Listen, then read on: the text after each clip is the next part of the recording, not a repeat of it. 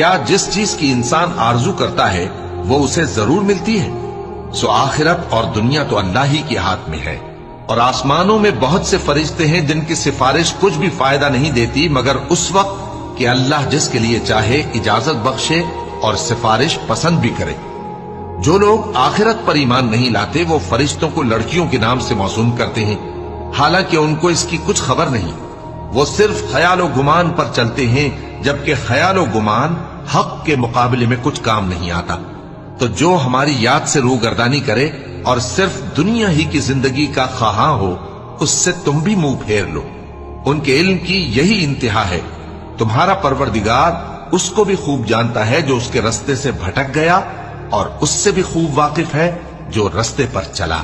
اور جو کچھ آسمانوں میں ہے اور جو کچھ زمین میں ہے سب اللہ ہی کا ہے، اور اس نے خلقت کو اس لیے پیدا کیا ہے کہ جن لوگوں نے برے کام کیے ان کو ان کے اعمال کا بدلہ دے۔